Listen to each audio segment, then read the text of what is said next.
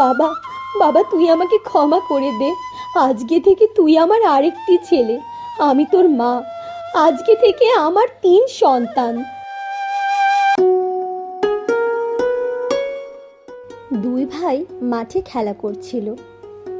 খেলতে খেলতে হঠাৎ তাদের চোখ পড়ল মাঠের এক কোণে বসা একটি ছেলের দিকে। ছেলেটি এতক্ষণ ধরে তাদের খেলা দেখছিল।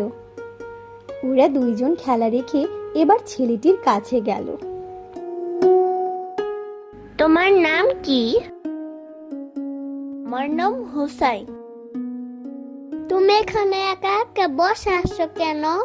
আমাদের মতো খেলা করছো না কেন?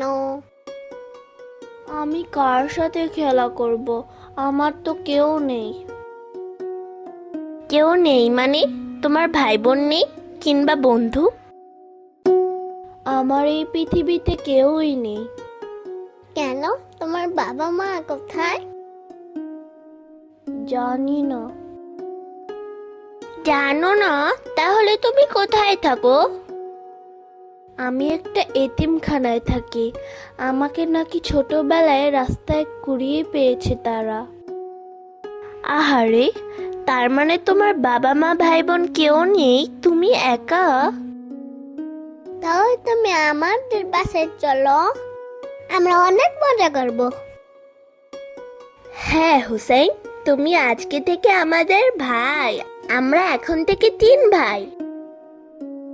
হ্যাঁ, কি মজা কি মজা।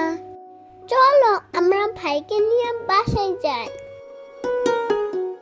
রাফিন রোশন হোসাইনকে ওদের বাড়িতে নিয়ে এলো। হোসাইনও খুশি মনে ওদের বাড়িতে এলো। মা মা, দেখো আমরা কাকে নিয়ে এসেছি। কাকে নিয়ে এসেছে আমার সোনামণিরা? অন্যায় হোসাইন, ও আজকে থেকে আমাদের ভাই। হ্যাঁ মা, আজকে থেকে হোসেন আমাদের সাথেই থাকবে। মানে কি? এ কাকে ধরে নিয়ে এসেছো তোমরা? চিনি না জানি না ভাই বানাচ্ছ, আবার বলছো আমাদের বাসায় থাকবে। এসবের মানে কি? জানো মা, হোসেনের পৃথিবীতে কেউ নেই। ও একদম একা। ও একটা এতিমখানায় থাকে। আমাদের খেলার মাঠের পাশে যে এতিমখানাটা আছে সেখানে।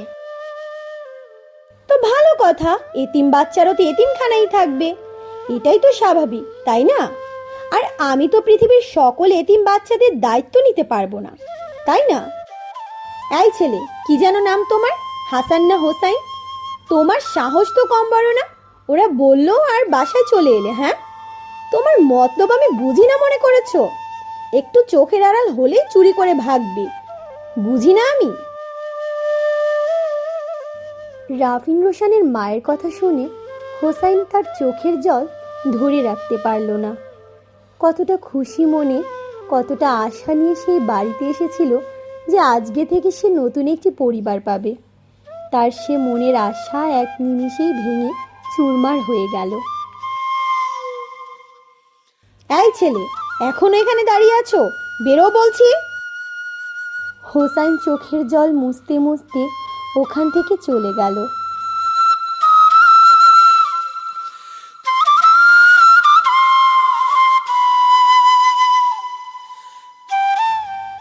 রাতে যখন রাফিন রোশনের বাবা এলো, রাফিন রোশনকে মন খারাপ দেখে জানতে চাইলো কি হয়েছে ওদের। তখন রাফিন রোশনের মা সব ঘটনা খুলে বলল। ঘটনা শুনে রাফিন রোশনের বাবা বলল, কাজটি তুমি একদমই ঠিক করোনি শিফা। তোমার ব্যবহারে বাচ্চাটি তার মনে কত কষ্ট পেয়েছে বলো তো। কতটা আশা নিয়ে ও এখানে এসেছিল। একটি পরিবার আশা করা কি ওর জন্য অপরাধ? ধরো আজকে যদি ওর জায়গায় আমাদের রাফিন রোশন হতো আর ওদের সাথে কেউ যদি এমনটা করতো, ওরা কত কষ্ট পেত বলো তো। ভাগ্যের ওপর কারো হাত আছে বলো? আজকে আমরা বেঁচে আছি, কাল তো নাও থাকতে পারি। আর আমরা না থাকলে তো ওরাও এতিম হয়ে যাবে। থামো, কি বলছো কি তুমি? এসব এসব বলতে তোমার মুখে একটুও বাঁধলো না?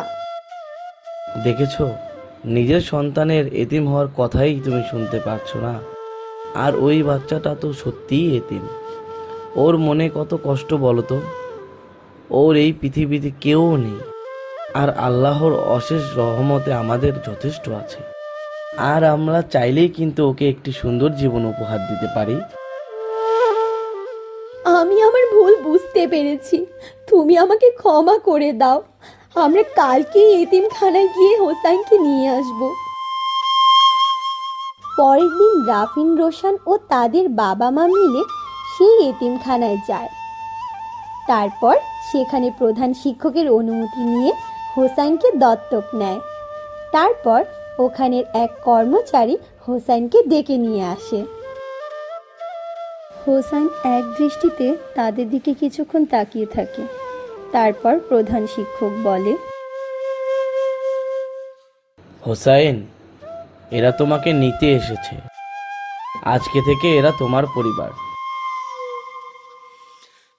হোসাইন তো পুরো অবাক। সে তার শিক্ষকের কথা শুনে কান্না করে দেয়।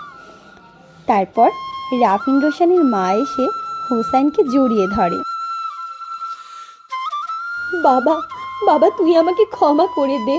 আজকে থেকে তুই আমার আরেকটি ছেলে। আমি তোর মা। আজকে থেকে আমার 3 সন্তান।